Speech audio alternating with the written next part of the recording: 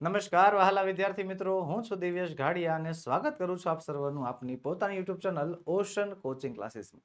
વહાલા વિદ્યાર્થી મિત્રો, ધોરણ 6 નું અંગ્રેજીનું નવું પાઠ્યપુસ્તક લોન્ચ થઈ ચૂક્યું છે અને સૌપ્રથમ આપણી YouTube channel ocean coaching classes પરથી મળશે તમને તેનું સંપૂર્ણ સોલ્યુશન, જેમાંથી આજે આપણે અભ્યાસ કરીશું ધોરણ 6 આપણો પ્રિય વિષય અંગ્રેજી ચોથું યુનિટ સર્કલ ઓફ લવ, પ્રેમનું ચક્ર.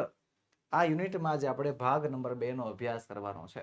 અગાઉ આપણે પાર્ટ 1 ભાગ 1 નો અભ્યાસ કરી ચૂક્યા છીએ અને તેની અગાઉ યુનિટ નંબર 1, યુનિટ નંબર 2 અને યુનિટ નંબર 3 સંપૂર્ણપણે ભણી ચૂક્યા છીએ. જો તમે તેના વિડીયોઝ નથી જોયા તો તેની લિંક નીચે વિડીયોના ડિસ્ક્રિપ્શન બોક્સમાં આપી છે, તેને જરૂરથી જોઈ આવજો. તો ચાલો વિના કોઈ વિલંબે શરૂઆત કરીએ યુનિટ નંબર 4 સર્કલ ઓફ લવ ભાગ નંબર 2. અને વહાલા વિદ્યાર્થી મિત્રો, આખી ટેક્સ્ટબુકનું સંપૂર્ણ સોલ્યુશન તમારી માટે તૈયાર છે, જે તમે અમારી પાસેથી પીડીએફ ફોર્મેટમાં મંગાવી શકો છો. તે પીડીએફ મેળવવા માટેની લિંક નીચે વિડીયોમાં આપેલી છે અથવા આપણો મોબાઈલ નંબર 7046222254 પર તમે કોન્ટેક્ટ કરી શકો છો. ઓકે, તો ચાલો શરૂ કરીએ પાર્ટ 2. અને પાર્ટ 2 માં શરૂઆત થાય છે રીડ ધ સ્ટોરી. સ્ટોરી વાંચવાની છે, વાર્તા વાંચવાની છે, અને વાર્તાનું નામ છે માય રિયલ કમ્પેનિયન, એટલે કે મારો સાચો સાથીદાર.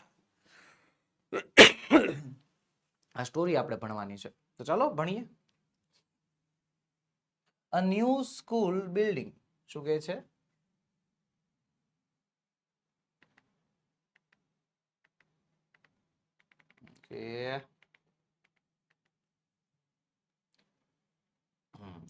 A new school building was constructed in a village named Sitapur. ચાલો, વિલેજ એટલે ગામ, named એટલે સીતાપુર. સીતાપુર નામના ગામમાં એક નવી સ્કૂલ બિલ્ડિંગ વોઝ કન્સ્ટ્રક્ટેડ, નવી સ્કૂલ બિલ્ડિંગનું બાંધકામ થયું હતું. ટૂંકમાં સીતાપુર નામના ગામમાં એક નવી સ્કૂલ, એક નવી શાળાની એક નવી ઇમારત બંધાઈ હતી.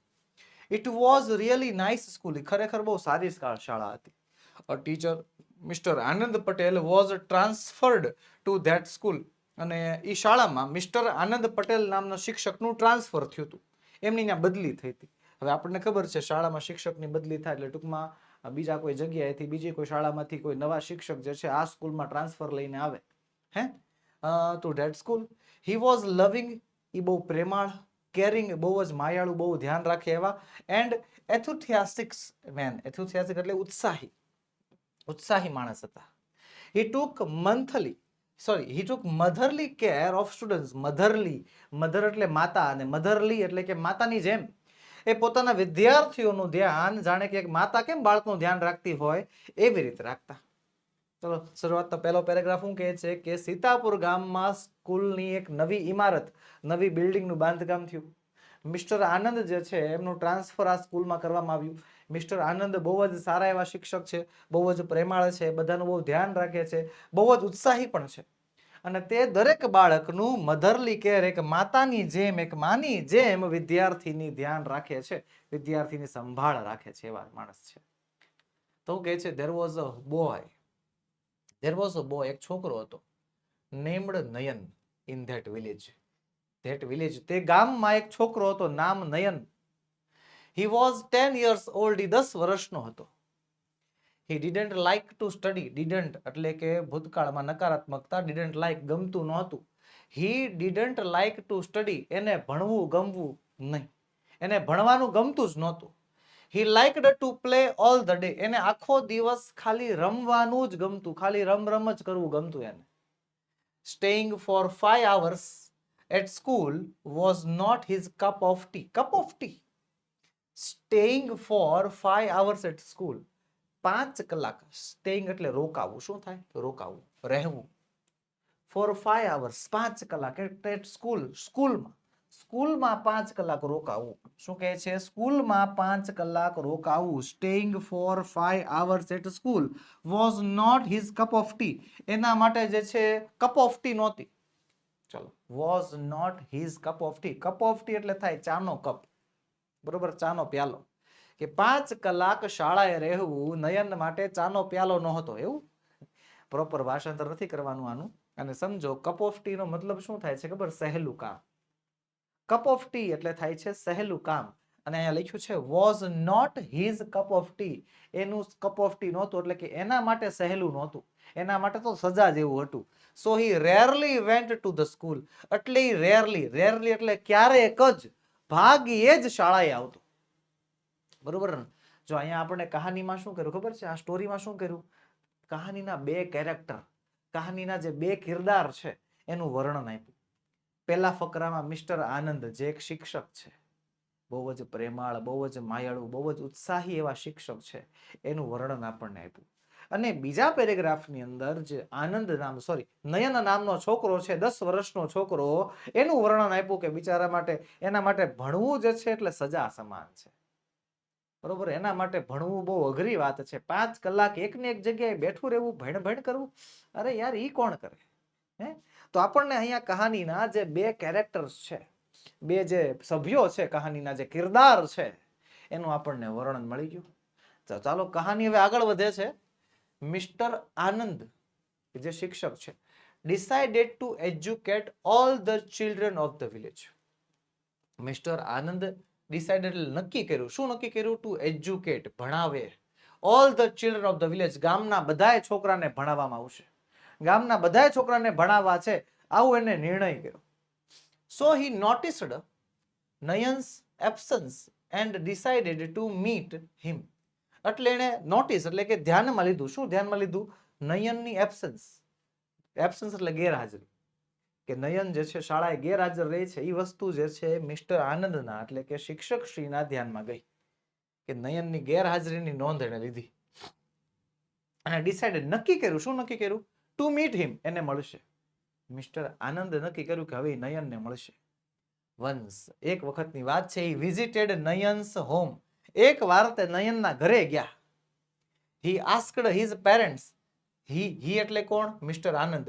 his parents એટલે કોના પેરેન્ટ્સ? તો કે નયનના પેરેન્ટ્સ. મિસ્ટર આનંદે નયનના માતા પિતાને પૂછ્યું. શું પૂછ્યું? અબાઉટ હિઝ એબ્સન્સ, કે આ ગેરહાજરી રહી છે એનું કારણ શું છે? આ કેમ એટલો બધો ગેરહાજર રહે છે એનું કારણ પૂછ્યું. they told everything about his dislikes. તો તેઓ એટલે કોણ? they એટલે કોણ? નયનના માતા પિતા. નયનના માતા પિતાએ જે છે told everything, બધું જ કહી દીધું, about his dislikes, એની જે નાગમતી વસ્તુ છે એના વિશે બધું જણાવી દીધું. ફોર સ્ટડી, ભણવા બાબતે, કે નયનને ભણવું ગમતું નથી, હાવ નથી ગમતું, આ બધું જે છે એને કહી દીધું. સો ધ ટીચર રિટર્નડ સેડલી, એટલે જે ટીચર છે મિસ્ટર આનંદ છે, બિચારા દુખી થઈને જે છે પાછા વયા ગયા, રિટર્ન થઈ ગયા. મિસ્ટર આનંદ એક ઉમ્મીદ લઈને આવ્યા હતા નયનના માતા પિતાને મળવા, કે ભાઈ એના માતા પિતાને પૂછીએ કે શું સમસ્યા છે, શું વાંધો છે, કંઈક પ્રોબ્લેમ હોય તો એનું કંઈક સોલ્યુશન આવે. બાળકને ભણવું નથી તો શું કામ નથી ભણવું? એવી એક વિચારધારા લઈને જે છે, કોઈક વિચાર લઈને જે છે નયનના ઘરે ગયા, પણ નયનના માતા પિતાએ તો જણાવી દીધું કે નયનને ભણવું ગમતું જ નથી. એટલે મિસ્ટર આનંદ જે છે એ થોડાક સેડ થઈ ગયા, સેડ થઈને પાછા આવી આવ્યા. શિક્ષક ઉદાસ થઈ ગયા. ભાષાંતર બાજુમાં લખ્યું છે તમ તારે. પછી શું કહે છે? નેક્સ્ટ ડે, બીજા દિવસે, he decided to make greater efforts. આ હી એટલે કોણ? તો હી એટલે મિસ્ટર આનંદ. બીજા દિવસે મિસ્ટર આનંદે નક્કી કર્યું. શું નક્કી કર્યું? To make greater efforts. Greater effort એટલે શું થાય છે? વધુ પ્રયત્ન. ગ્રેટર એટલે મોટો, એફર્ટ એટલે પ્રયત્ન, હજી મોટો પ્રયત્ન કરવાનો, કંઈક હજી પ્રયત્ન કરવાનો, કે નયનને ગમે એમ કરીને ભણવામાં પાછો વાળવાનો છે.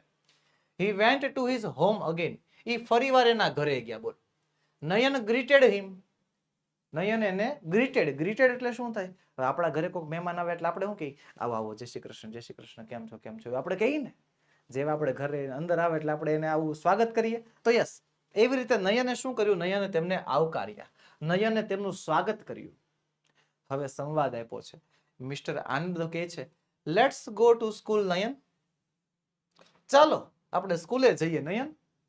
તો નયન કહે છે, નો સર, ના સાહેબ, I do not like to go there.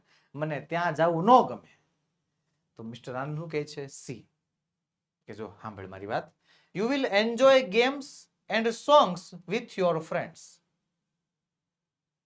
શું કહે છે? સી એટલે જો નયન, આમ કહે છે, આમ કેમ વાહમાં, જો નયન, you will enjoy games, તને ગેમ્સની મજા આવશે, સોંગ્સ, ગીતોની મજા આવશે, વિથ યોર ફ્રેન્ડ્સ, તારા મિત્રો સાથે. તારા મિત્રો સાથે તને ગીત ગાવાની મજા આવશે, તને રમતો રમવાની મજા આવશે.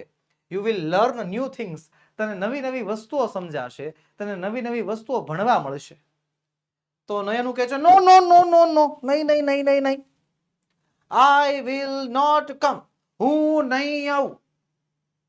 હવે નયનને તો ખબર જ હોય ને કે કોઈ પણ શિક્ષક એના ઘરે આવીને જો એને આવી લાલચ આપે તો નયનને તો આઈડિયા આવી જ જાય ને કે સર તો ખાલી ખાલી ખટી લાલચ આપે છે, કાંઈ એવું હોય નહીં. સ્કૂલમાં થોડું ગેમ રમવા દે, સ્કૂલમાં થોડી ગીતો ગાવા દે.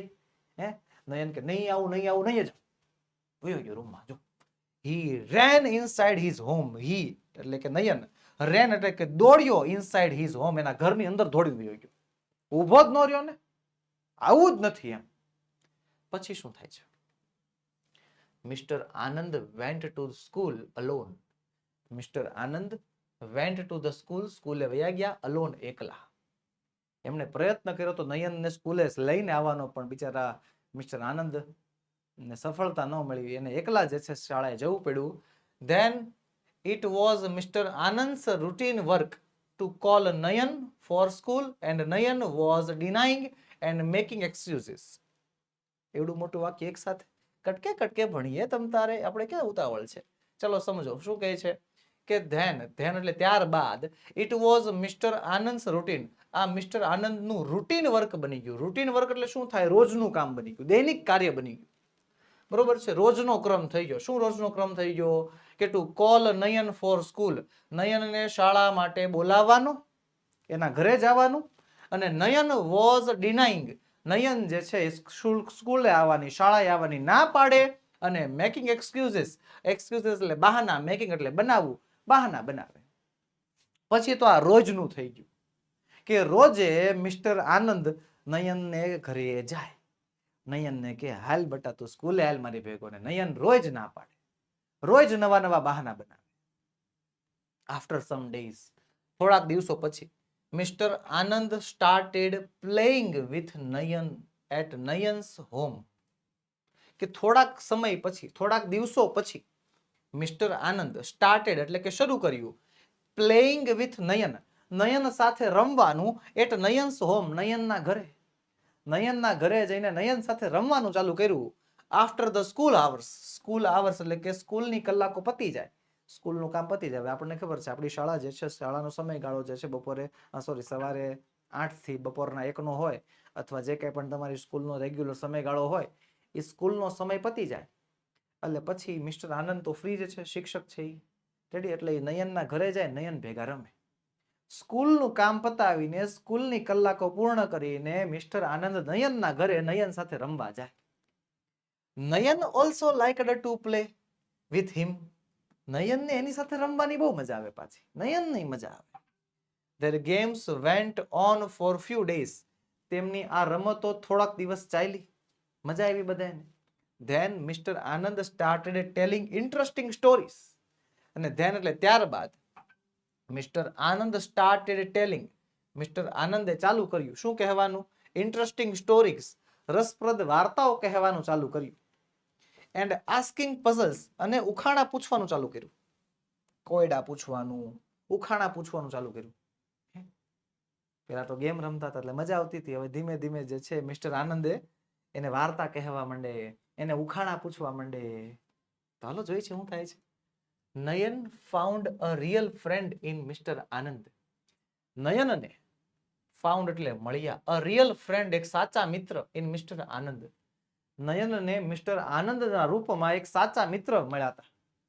ધેર બોન્ડિંગ બીકમ સ્ટ્રોંગર, તેમની આ બોન્ડિંગ, તેમનો આ જે સંબંધ છે એ દિવસે ને દિવસે, ડે બાય ડે, દિવસે ને દિવસે તેમનો સંબંધ વધુ મજબૂત થતો ગયો, સ્ટ્રોંગર, મજબૂત, ગાઢ બનતો ગયો.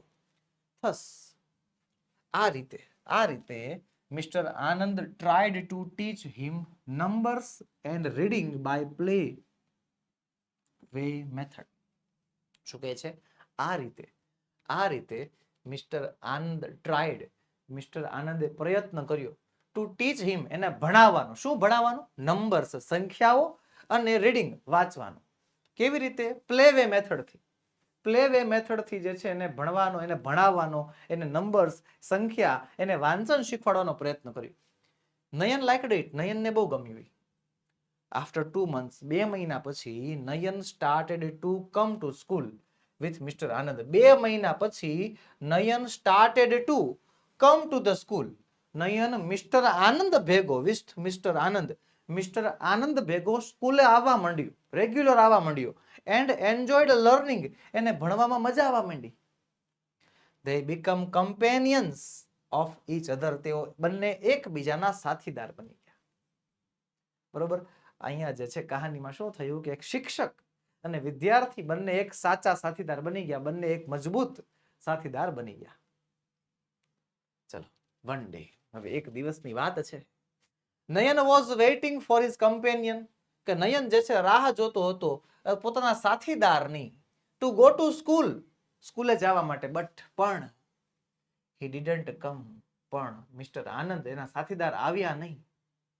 નયન went alone to her the school. Nayan જે છે એકલો સ્કૂલે જાય છે. This is the first time. આ પહેલી વાર હતું. He went to the school alone. આ પહેલી વાર હતું કે જ્યારે નયન એકલો સ્કૂલે ગયો હતો. નયન ઉભો તો એના સાથીદારની વાટે કે મિસ્ટર આનંદ આવશે અને અમે બંને સાથે મળીને સ્કૂલે જશું. બરોબર. પણ આજ એવું થયું કે મિસ્ટર આનંદ આવ્યા જ નહીં. તો નયન એકલો ગયો સ્કૂલે. આ પહેલી વાર હતું એના જીવનમાં કે નયન પહેલી વાર સ્કૂલે જઈ રહ્યો હતો. ડ્યુરિંગ રિસેસ દરમિયાન હી કેમ ટુ નો, એને જાણવા મળ્યું કે હિઝ કમ્પેનિયન, એના સાથીદાર એટલે કે મિસ્ટર આનંદ જે છે વોઝ ઇલ, એ બીમાર હતા. બોલો, મિસ્ટર આનંદ બીમાર પડી ગયા હતા. His eyes filled with tears, એની આંખોમાં આંસુ આવી ગયા. He rushed to mister Anand's home, અને તે દોડીને જે છે, ભાગીને જે છે મિસ્ટર આનંદના ઘરે ગયો. શું થાય છે ત્યાં? There was no one in Mr. Anand's family. Mister આનંદના પરિવારમાં કોઈ નહોતું to take his care, કે એનું ધ્યાન રાખે. બોલો, શિક્ષક એકલા રહેતા હતા. એના પરિવારનું કોઈ સભ્ય નહોતું કે જે એનું ધ્યાન રાખી શકે. He was alone. મિસ્ટર આનંદ એકલા હતા. નયન called the doctor for his companion and took his care like a family member. Nayan called the doctor. નયને જે છે ડોક્ટરને બોલાવ્યું. ફોર હિઝ કમ્પેનિયન, પોતાના સાથીદાર માટે નયને ડોક્ટર બોલાવ્યો. અને ટુક હિઝ કેર, એનું ધ્યાન રાખ્યું. નયન જે છે મિસ્ટર આનંદનું ધ્યાન રાખી રહ્યો છે. એક વિદ્યાર્થી એના શિક્ષકનું ધ્યાન રાખી રહ્યો છે. વિચાર કરો. લાઈક અ ફેમિલી મેમ્બર, જાણે કે પરિવારનો સભ્ય હોય ને એની જેમ નયન એના શિક્ષકનું, મિસ્ટર આનંદનું ધ્યાન રાખી રહ્યો હતો. આફ્ટર 5 days, 5 દિવસ પછી mister Anand got well. Mister આનંદની તબિયત રેડી થઈ ગઈ, સુધરી ગઈ. He was able to go to school now. હવે તે સ્કૂલે જવા માટે તૈયાર હતા. He thanked Nayan with tears of happiness in his eyes. તેમની આંખોમાં નયન ને તે થેન્ક યુ કહી રહ્યા હતા, એનો આભાર માની રહ્યા હતા. અને મિસ્ટર આનંદની આંખોમાં હેપીનેસ, ટીયર્સ ઓફ હેપીનેસ, ખુશીના આંસુ હતા. નયન bowed down and touched Mr. Anand's feet. Nayan bowed down, નયન નીચે ઝૂકે છે. and touched Mr. Anand's feet, mister આનંદના પગે પડે છે, એના પગે લાગે છે. he said, કહે છે, you are my real companion. તમે જ મારા સાચા સાથીદાર છો. you are my real companion. તમે જ મારા સાથીદાર છો, સાચા સાથીદાર છો. બાળકો, ખરેખર વિદ્યાર્થી માટે હંમેશા એના શિક્ષક અને શિક્ષક માટે એના વિદ્યાર્થી હંમેશા સાચા સાથીદાર હોય છે. I personally feel it. હું આ ખરેખર આ વસ્તુ બહુ દિલથી અનુભવું છું. જ્યારે ગુરુ પૂર્ણિમા હોય, અમારા બર્થડે હોય, શિક્ષક દિન હોય, જ્યારે પ્રવેશોત્સવ મહોત્સવ હોય, જ્યારે આવા કઈ કાર્યક્રમો હોય ને, ત્યારે બાળકો જે અમને સન્માન આપે છે એની વાત જ કઈક અલગ છે. અને સાથીદાર જ ગણવાના. વિદ્યાર્થી અને શિક્ષક વચ્ચેનો સંબંધ એક સાથીદારનો છે, એક જોડીદારનો છે. વિદ્યાર્થીના મનમાં ઉત્પન્ન થતા દરેક પ્રકારના પ્રશ્નોના જવાબ આપવાની જવાબદારી શિક્ષકની છે. અને શિક્ષકની જવાબદારી એટલી પણ છે કે વિદ્યાર્થી જ્યારે એનાથી દૂર જાય શાળાએથી ઘરે જાય ત્યારે એના મનમાં કોઈ મૂંઝવણ ન રહી જવી જોઈએ. કોઈ પણ બાબત ઉપર, કોઈ વિષય ઉપર કઈ મૂંઝવણ ન હોય, એની જવાબદારી પણ એક શિક્ષકની હોય છે. ખરેખર સાચો સાથીદાર એને જ કહેવાય ને, સાચો માર્ગ બતાવે, સાચી દિશા બતાવે, ભટક્યા હોય તો પાછા ઠેકાણે પહોંચાડે. એનું કામ તો સાચા સાથીદારનું છે, ધ રિયલ કમ્પેનિયન. તો વહાલા વિદ્યાર્થી મિત્રો, ખાલી એટલું જ કહું છું, જે કાંઈ પણ તમારા શિક્ષકો છે ને, જેટલા છે, ગુજરાતી, ગણિત, હિન્દી, અંગ્રેજી, વિજ્ઞાન, સમાજ, સંસ્કૃત, શાકે, જે વિષયના તમારા જેટલા શિક્ષકો છે, રિસ્પેક્ટ ધેમ. એમને માન સન્માન આપો. They are your companion. ઈ તમારા સાથીદારો છે. ઈ તમને સાચો માર્ગ બતાવવાનો પ્રયત્ન કરે છે. હંમેશા તમારી સાથે ઊભા રહેવા માટે તૈયાર હોય છે. That is the real companion. આને જ તો કહેવાય સાચા સાથીદાર. અને I am grateful to my students also. હું મારા વિદ્યાર્થીઓનો પણ એટલો બધો આભારી છું કે you are my also companion. તમે પણ મારા સાચા સાથીદાર છો. જેમ અહીંયા મિસ્ટર આનંદ બીમાર પડ્યા તો નયન એનું ધ્યાન રાખે છે. તો એવી રીતે જ્યારે ઘણીવાર મારે પણ એવું થઈ જાય છે કે જ્યારે હું બીમાર હોઉં અથવા ગળું વ્યવસ્થિત કામ ન કરતું હોય, વ્યવસ્થિત બોલાતું ન હોય, તાવ હોય, ત્યારે મારા બાળકો પણ મારું એવી જ રીતે બહુ વાલથી ધ્યાન રાખે છે. નવા વર્ષના દિવસે, દિવાળીના દિવસે ઘણા તો વિદ્યાર્થી એવા પણ છે કે જે મારા ઘરે આવીને મને ગિફ્ટ આપે છે, મને ભેટ આપે છે, મને હેપી ન્યુ યર અને હેપી દિવાળી વિશ કરે છે. રિયલ કમ્પેનિયનશિપ, સાથીદારપણું નિભાવે છે.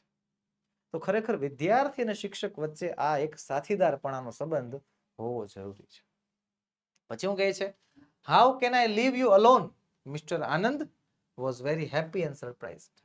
આનંદ નયન શું કહે છે કે you are my real companion. તમે જ મારા સાચા સાથીદાર છો. How can I leave you alone? હું તમને એકલો કઈ રીતે મૂકું?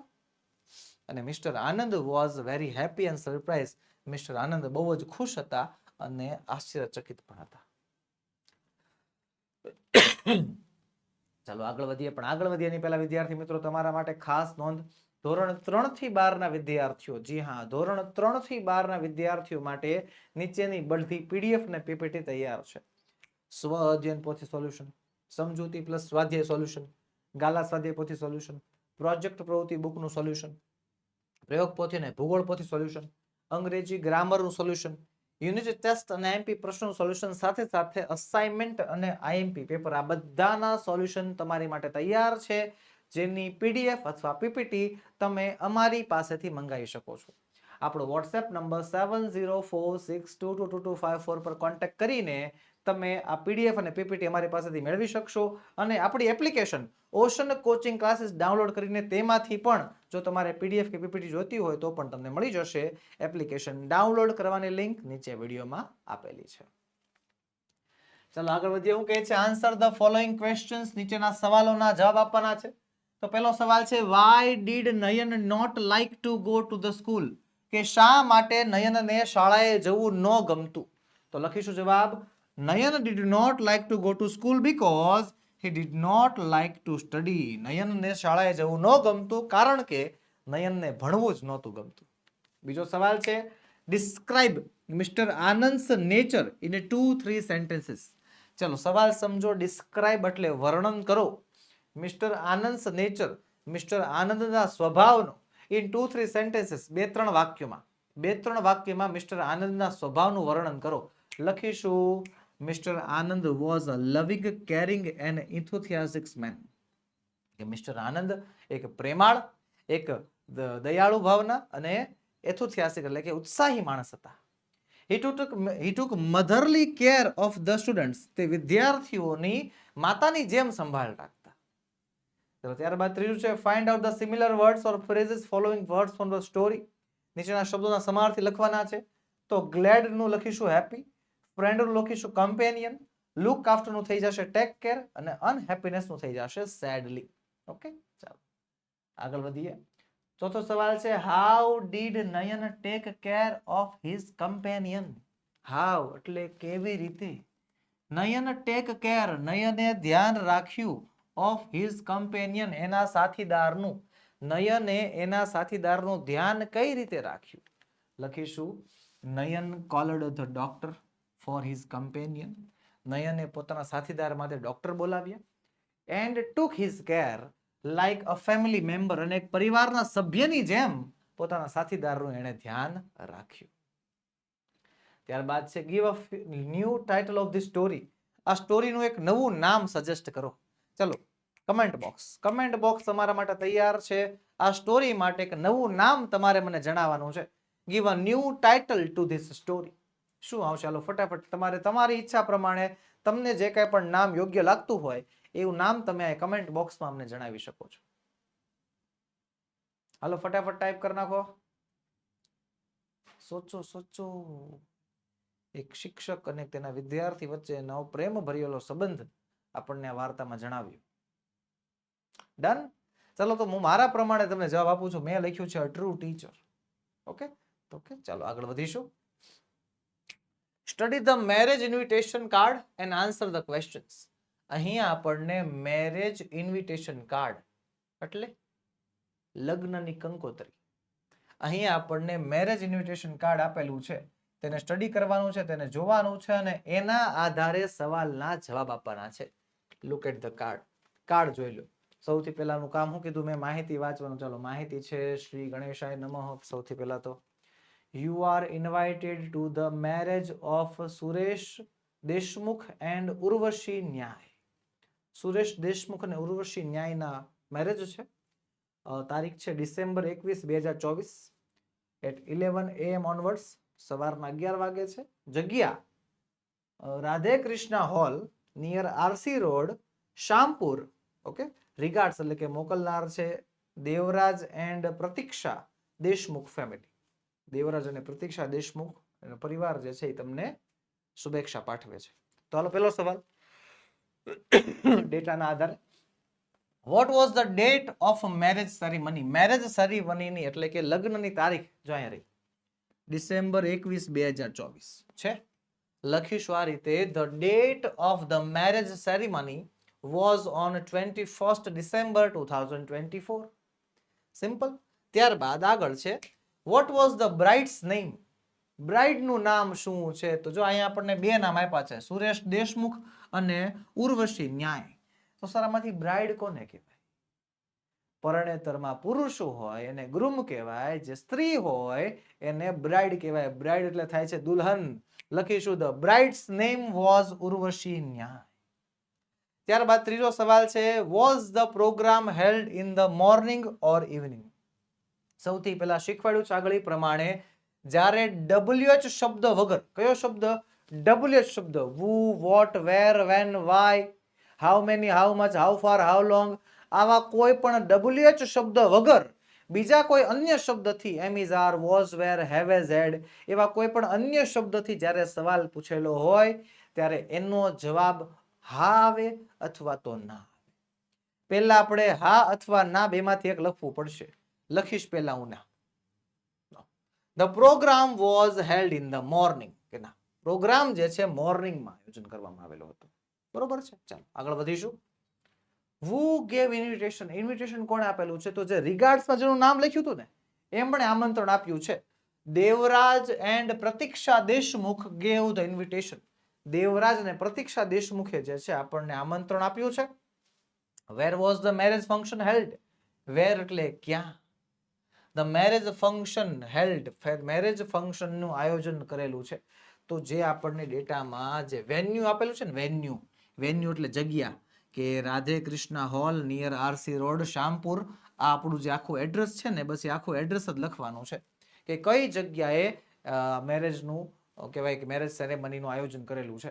લખીશું આપણે the marriage function was held in Radhe Krishna hall near RC road, Shampur. Completed. ચાલો વધીએ આગળ.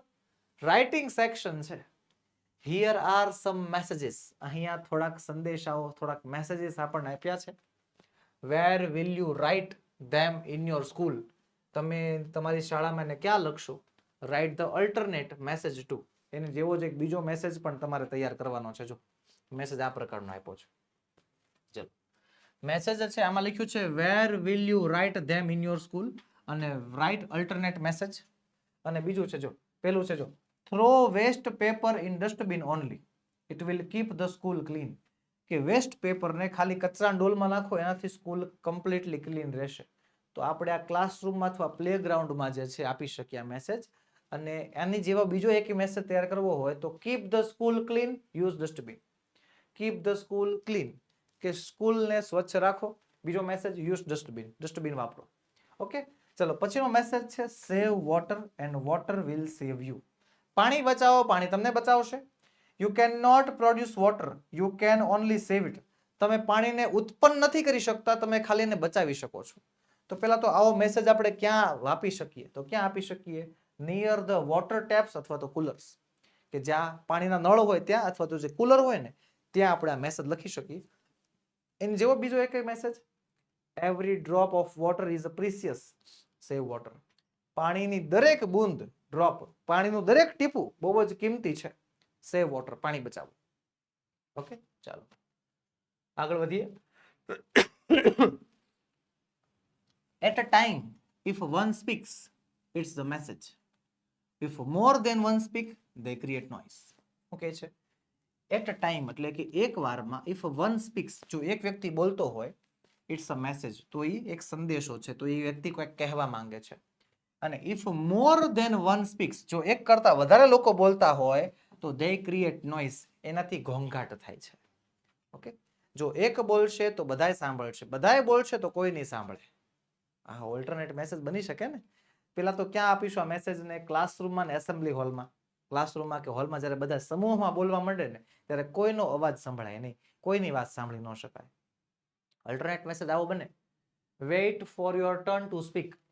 બોલવામાં તમારો વારો આવે ત્યાં સુધી રાહ જુઓ. If we all speak together, no one will listen.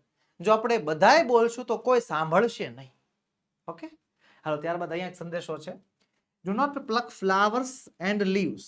ફૂલ છોડ તોડવા નહીં. The plants also feel pain. વનસ્પતિને, છોડને પણ દર્દ થાય છે. તો કઈ જગ્યાએ આ મેસેજ લખવાનો? ગાર્ડનમાં લખવાનો. અલ્ટરનેટિવ મેસેજ જેવો બીજો message, admire the beauty of flowers from distance. Admire એટલે કે નિહાળો, મજા લ્યો. ધ બ્યુટી ઓફ ફ્લાવર્સ, ફૂલોની સુંદરતા, ફૂલોની સુંદરતાની મજા લ્યો. ફ્રોમ ડિસ્ટન્સ, દૂર ઊભા રહીને, દૂર ઊભા રહીને ફૂલની સુંદરતાને નિહાળો. ત્યારબાદ keep your shoes outside, this is a Holi place. તમારા બૂટ ચપ્પલ બહાર રાખો, આ એક પવિત્ર જગ્યા છે. પવિત્ર જગ્યા, મંદિરની વાત કરે છે, યસ, ટેમ્પલ. તો બીજો મેસેજ લખી શકીએ આમાં, keep your shoes outside, bring your faith inside. તમારા શૂઝને બહાર રાખો, તમારા વિશ્વાસને અંદર લઈ આવો. Keep your shoes outside, bring your faith inside. તો આવી રીતે જે છે વહાલા વિદ્યાર્થી મિત્રો, આપણે એ સૂચના, એ મેસેજ ક્યાં લખી શકીએ અને એના જેવો બીજો મેસેજ શું બનાવી શકીએ તે પણ આપણે અહીંયા ભણી ગયા. આગળ વધીએ. SMS zone. Welcome to the SMS zone. What is SMS? SMS એટલે શું થાય? ચલો, કોઈને SMS નું ફૂલ ફોર્મ આવડે? હે, કોઈને SMS નું ફૂલ ફોર્મ આવડે? આવડે? કમેન્ટ બોક્સ ખુલ્લું જ છે, કરો ચાલો ફટાફટ. ચાલો, જેને જેને SMS નું ફૂલ ફોર્મ આવડે ને મને કમેન્ટ કરવા. લાસ્ટમાં હું જણાવીશ શું આવે ને.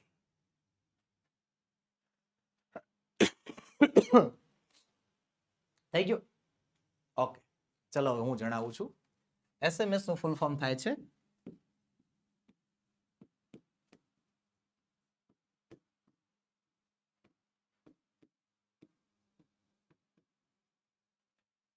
Short message service. Short message service નું ફૂલ ફોર્મ થાય છે, શોર્ટ ફોર્મ થાય છે શું? SMS. ઓકે, જેમને જેમને જેનો જવાબ સાચો છે એમને અભિનંદન બધાને. ચાલો તે આપણે આગળ વધીએ. Read the message inviting a friend to your birthday party. કે તમારા ફ્રેન્ડને બર્થડે પાર્ટીમાં ઇન્વાઇટ કરતો એક SMS આપણને મેસેજ અહીંયા આપણને આપ્યો છે, તેને વાંચો. ચાલો, અહીંયા ખાલી જગ્યા આપણે પૂરવાની છે. Tomorrow is my birthday. આવતીકાલે મારો બર્થડે છે. We shall have a party tomorrow. આવતીકાલે આપણે પાર્ટી કરીશું એટ માય હોમ, મારા ઘરે. I invite you to my birthday party. હું તને મારા બર્થડે પાર્ટીમાં ઇન્વાઇટ કરું છું. We shall start at 6 PM. આપણે 6 વાગે પાર્ટી શરૂ કરીશું. We shall have songs. આપણે ગીતો ગાશું, ડાન્સ કરીશું, ગેમ્સ રમીશું અને ડિનર કરીશું. કમ, આવજે. બરોબર, આવી રીતે જે છે. SMS શું છે? તો વહાલા વિદ્યાર્થી મિત્રો, તમે હાલમાં વર્તમાન સમયમાં તમારા મોબાઈલમાં, તમારા તો નહીં, તમારા મમ્મી પપ્પાના કે તમારા પેરેન્ટ્સના, તમારા દાદા દાદીના અને પર્સનલ ફોન હોય તો પણ તમારા મોબાઈલમાં બીજા મિત્રને તમે સંદેશો મોકલતા હશો. SMS નું સૌથી એક સરળ માધ્યમ છે વોટ્સએપ માધ્યમ. વોટ્સએપની મદદથી પણ તમે જે છે સંદેશો મોકલતા હશો, હે ને, મોકલતા હશો, મેળવતા હશો. એવી રીતે SMS જે મેસેન્જિંગ નામની વસ્તુ આવે છે એમાંથી પણ તમે ટૂંકા સંદેશો મોકલી શકો છો, મેળવી શકો છો, બધું કરી શકો છો, વાતચીત કરી શકો છો, જેને અત્યારની હાલની જનરેશનમાં ચેટ કહેવાય છે. યસ, CHAT, ચેટ કહેવાય છે. તો એવી રીતે તમે વાતચીત કરી શકો છો. તો બસ આપણે એનો જ અહીંયા અભ્યાસ કરવાનો છે. અને હા, વોટ્સએપ નંબરથી યાદ આવ્યું, વહાલા વિદ્યાર્થી મિત્રો, આપણે જે ટેક્સ્ટ બુક ભણી રહ્યા છીએ એનું સંપૂર્ણ સોલ્યુશન તમારી માટે તૈયાર છે. એની PDF પણ તૈયાર છે, જે તમે અમારી પાસેથી વોટ્સએપ માધ્યમથી મેળવી શકો છો. જી હા, આપણો વોટ્સએપ નંબર 7046222254, એના ઉપર તમે કોન્ટેક્ટ કરો, કોલ કરો, SMS કરો, મેસેજ કરો, વોટ્સએપ કરો, જે તમારે જોતું હોય, જે તમારી પાસે સુવિધા હોય કરી શકો છો. અને PDF તમે મંગાવી શકો છો. ઓકે, ચાલો તઈ આવી રીતે આપણે SMS બનાવતા શીખવાના છે. તો હું કહે છે, યોર ફ્રેન્ડ ઇન્વાઇટેડ યુ, તમારા ફ્રેન્ડ ઇન્વાઇટેડ યુ, તમને ઇન્વાઇટ કરે છે ટુ હર બર્થડે પાર્ટી, એની બર્થડે પાર્ટીમાં. તમારા ફ્રેન્ડે તમને એની બર્થડે પાર્ટીમાં બોલાવ્યા છે, but you are not so well, પણ તમને બહુ મજા નથી. So you can not attend, પણ તો તમે જઈ નથી શકતા, મજા નથી એટલે જવાતું નથી. Write an SMS with apology using the options given in the box. તમારે માફી માંગતો એપોલોજી, માફી માંગતો એક મેસેજ તમારા મિત્રને લખવાનો છે કે સોરી, હું આવી ન શક્યો. ચલો, અહીંયા આપણને ઓપ્શન આપ્યા છે. Going to see my grandparents to my village. I wish you a very happy birthday Kiran. I can not come, હું આવી ન શક્યો. હાલો, આ બધા આપણા ઓપ્શન હતા. Dear Kiran, I got your invitation. સૌથી પહેલા તો એને આપણને બર્થડે માટે ઇન્વાઇટ કર્યા હોય, બરોબર, તો જ આપણે એને ના પાડતા હોય ને, તો સૌથી પહેલા લખવાનું, Kiran, I got your invitation, મને તારું આમંત્રણ પત્ર મળ્યું. I wish you a very happy birthday, હું તને જન્મદિવસની બહુ જ વધારે, બહુ જ ખાસ શુભેચ્છા પાઠવું છું. બટ આઈ એમ સોરી, પણ મને માફ કરજે. I can not come because, હું નથી આવી શકતો કારણ કે I am going to my village, હું મારા ગામડે જાઉં છું, to see my grandparents, મારા દાદા દાદીને મળવા માટે હું ક્યાં જાઉં છું? ગામડે જાઉં છું, એટલે મને માફ કરજે, હું નહીં આવી શકું. ત્યારબાદ હવે એક મેસેજ બનાવવાનો છે. ઇટ વોઝ રેનિંગ હેવીલી, બહુ ભારે વરસાદ પડતો હતો. When the school day ended, જ્યારે સ્કૂલ પૂરી થઈ, જ્યારે સ્કૂલ ડે એટલે કે સ્કૂલનું જે એન્ડિંગ થયું, જ્યારે સ્કૂલનું સેશન પતી ગયો, ત્યારે બહુ ભારે વરસાદ હતો. Your house is very far, તમારું ઘર પાછું બહુ દૂર છે. સ્કૂલેથી છૂટી ગયા છો પણ ઘર બહુ દૂર છે. Your teacher was worried for you, અને તમારા શિક્ષકને તમારી ચિંતા થાય છે. Write a message to him or her, તમારા શિક્ષકને તમારે મેસેજ મોકલવાનો છે. આફ્ટર રીચિંગ સેફલી, તો કે તમે સુરક્ષિત રીતે જ્યારે તમે ઘરે પહોંચી જાઓ ને, ત્યારે તમારે તમારા શિક્ષકને મેસેજ મોકલવાનો છે કે સાહેબ હું પહોંચી ગયો. બરોબર, સીધી વસ્તુ છે. ખરેખર મને પણ આ ચિંતા થાય ઘણી વાર, વરસાદ જ્યારે વધારે હોય ને, 12 વાગે જ્યારે અમે બાળકોને છોડીએ ને, ત્યારે દૂર રહેતા બાળકોની ચિંતા મને ખાસ થાય કે એને લેવા કોઈ આવશે, કેમ થશે. હું એને રોકી રાખું, તમારા પેરેન્ટ્સ કોઈ લેવા આવે એમ છે તો જો આવે એમ હોય તો એને કોલ કરી દો, એને બોલાવી લઉં કે તમે આવીને લઈ જવાને. બરોબર છે, એકલા તો હું લગભગ જવા જ નથી દેતો. અને જાય તો મને ફરજિયાત વોટ્સએપમાં મને મેસેજ કરવાનો અથવા જે છે મને કોન્ટેક્ટ કરવાનો કે ભાઈ હા સર ઘરે પહોંચી ગયા. તો એવી રીતે અહીંયા પણ એક બાળક જે છે એ બાળક છૂટી ગયું છે, બરોબર. ઘરે પહોંચ્યા પછી પોતાના શિક્ષકને મેસેજ કરે છે. ઓકે, રિસ્પેક્ટેડ ટીચર, આદરણીય ટીચર સાહેબ, I have reached home safely, કે હું સુરક્ષિત રીતે ઘરે પહોંચી ગયો છું. It is still raining very heavily here and the roads are filled with water. It is still એટલે હજી પણ, રેનિંગ વેરી હેવીલી, બહુ ભારે વરસાદ પડી રહ્યો છે. હજી તે બહુ ભારે વરસાદ પડે છે અહીંયા. And the roads are filled with water, અને રસ્તામાં તો બહુ પાણી ભરાઈ ગયું છે. My parents were also very worried, મારા માતા પિતા પણ બહુ જ ચિંતામાં છે. Thank you for your all help, તમારી હેલ્પ માટે, તમારી મદદ માટે તમારો ખૂબ ખૂબ આભાર. યોર સ્ટુડન્ટ, તમારો વિદ્યાર્થી અવિદિત મહેતા. જે કાંઈ પણ વિદ્યાર્થી તમારું નામ હોય તો તમે ખુદ તમારું નામ પણ તમે લખી શકો છો. ઓકે, ચાલો આગળ છે write a message to your friends two thank them four there birthday wishes. તમારે તમારા મિત્રોને મેસેજ આપવાનો છે, તમારે તમારા મિત્રોને મેસેજ લખવાનો છે. શું કામ? એ બધાએ તમને હેપી બર્થડે વિશ કર્યું. જી હા, જન્મદિવસના દિવસે જ્યારે તમને બધાએ સવારથી માંડીને સાંજ સુધી happy birthday happy birthday happy birthday એવી રીતે વિશ કરતા હોય તો એક એન્ડમાં લાસ્ટ મેસેજ તમારે તમારા મિત્રોને પાઠવવાનો હોય. તમારે તમારા મિત્રોને એક છેલ્લો સંદેશો આપવાનો હોય કે તમે બધાએ જે મને સમય કાઢીને જન્મદિવસ નિમિત્તે મને જે શુભેચ્છા આપી એના બદલ તમારો ખૂબ ખૂબ આભાર. તો આવું ઇંગ્લિશમાં. તો ચાલો બનાવીએ. ડિયર ફ્રેન્ડ્સ, વહાલા મિત્રો, thank you all for your lovely birthday wishes. તમે જે મને પ્રેમ ભરેલી હૂંફ ભરેલી જે શુભેચ્છાઓ પાઠવી છે એના બદલ ખૂબ ખૂબ આભાર તમારો. I loved the beautiful birthday cards. મને તમે જે બર્થડે કાર્ડ આપ્યું એ મને બહુ ગમ્યું છે. You made my day special. તમે મારો આ દિવસ ખાસ બનાવ્યો છે. આઈ એમ સો ગ્લેડ. હું બહુ જ ખુશ છું to have a friends like you. કે મારા જીવનમાં તમારા જેવા મિત્રો છે એનાથી હું બહુ ખુશ છું. Thank you once again. ફરીવાર ખૂબ ખૂબ આભાર. યોર લવિંગ ફ્રેન્ડ પ્રાપ્તિ. બરોબર, અહીંયા આપણે આપણું નામ લખી શકો છો. ચલો હવે write about the picture using the given points. આ ચિત્ર વિશે તમારે લખવાનું છે આ પોઈન્ટ્સનો ઉપયોગ કરીને. ચિત્રનું વર્ણન છે, પિક્ચર ડિસ્ક્રિપ્શન છે. ઓકે, ચલો પેલા ચિત્ર જોઈ લો. ચિત્રમાં શું કહેવા માંગે છે? ચલો ચિત્રમાં વલોણું છે ને, ઘમર ઘમર મારું વલોણું ગાજે, બસ ઈ વલોણું છે. અહીંયા નાની એવી છોકરી એની મમ્મીની બાજુ બેઠી છે, વલોણું છે. અહીંયા મમ્મી જે છે એની દીકરીના વાળ ઓળી રહી છે. આ એક શું છે? ગાયનું બચ્ચું છે, વાછરડું છે. આ એક અંકલ બેઠા છે ને દરવાજા પાસે, સરસ મજાનું ઈંટો વાળું ઘર છે. એક મોટું ઘટાદાર વૃક્ષ છે, એની નીચે જો ગાય ચરી રહી છે. આ ભાઈ એને ઘાસ નાખી રહ્યા છે. વોટર પંપ છે, અહીંયા મરઘીઓ છે, જો ને બચ્ચા છે. બરોબર, અને અહીંયા બીજા બધા પણ બહેનો છે. પાછળ ખેતર હોય એવું લાગે છે. જો ટ્રેક્ટર પણ મને દેખાય છે. ઓકે, તો પેલા તો જેટલી ચિત્રમાં વસ્તુ દેખાય છે જોઈ લીધી. હવે શબ્દો જુઓ. હેન એટલે કે મરઘીઓ. હેન્ડપંપ, જો અહીંયા રહ્યું હેન્ડપંપ. વોશિંગ ક્લોથ્સ, કપડા ધોઈ રહી છે, જો અહીંયા. કાવ એટલે કે ગાય. ડોગ એટલે કે કૂતરો. એન ઓલ્ડ મેન એક વૃદ્ધ માણસ. હાઉસ એટલે કે ઘર. અને ટ્રીઝ એટલે કે વૃક્ષો. ઓકે, તો આ બધા શબ્દોના મદદથી એક રચના તૈયાર. This is a picture of a village. આ એક ગામનું ચિત્ર છે. It is the morning time. અને આ સવારનો સમય છે. ચિત્ર ગામનું છે અને સવારનો સમય છે. There are many houses and trees in the picture.